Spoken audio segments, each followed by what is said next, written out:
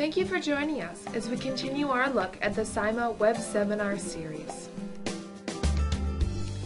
Let's join LaFlamme as he reviews ways to assure quality work from subcontractors, as seen in the 2010 webinar, Subcontracting in the Snow Business.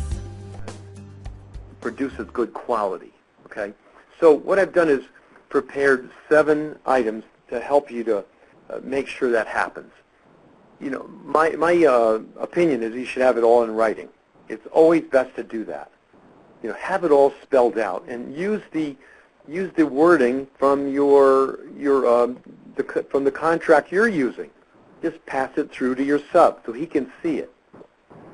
Also, how many times I hear of clients, they give subcontractors jobs, or sometimes their own people jobs for that fact, and they don't review the work on the site. I would definitely suggest, strongly urge, that you or your representative meet the sub at the site and go over every piece of that work. And that way there's no misunderstandings. You need to do that in person so there's not a question after. Another thing I like to do, and this was one of my policies, was to have on-site supervision. I always had one of my vehicles either on the job or close to the job so they could constantly check the job and the performance of the sub. And that was one of my policies. I may have 3 subcontractors working in an area, but I would always have one of my own vehicles and personnel that was working right along with them so that they could monitor the job as it was progressing. And that way, I always made sure that the quality was high. Also, have work-in-progress meetings. There's nothing wrong with just driving in and stopping the sub for a second and ask him, how is it going? Is he having any problems? I think that's a wise thing to do. When the job is complete, take the pulse of the customer.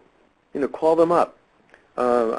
We have a client that has 500 subs, and they do 2,000 branch offices in about half a dozen states. And they have a call center. And at the end of the storm, believe it or not, they call every single branch to make sure that everything ran fine. They have, like I said, they have a call center with a number of people in there making these calls. But I'll tell you, their customers are extremely impressed because they are giving such great service and following through on how they feel about how the sub did.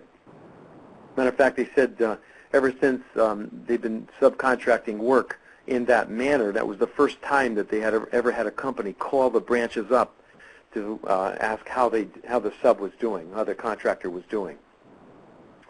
And of course, you want to make sure your sub understands the level of quality and what's expected. That's so important. There are so many subs just don't understand because no one ever took the time to tell them.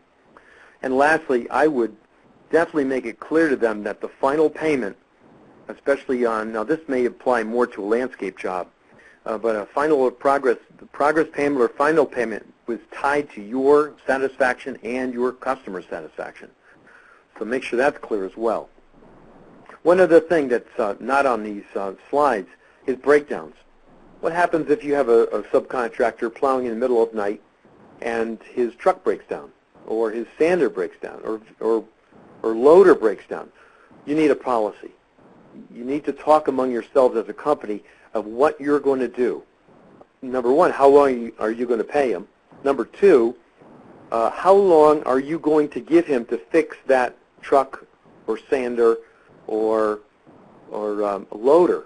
How long are you going to give him to do that before you call in somebody else or take him off the clock?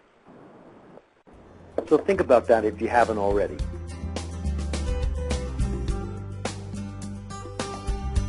If you would like to purchase the CD-ROM of this or any other past SIMA web seminar, please visit the SIMA website at www.sima.org. This program is copyright 2010 by the Snow and Ice Management Association, with all rights reserved.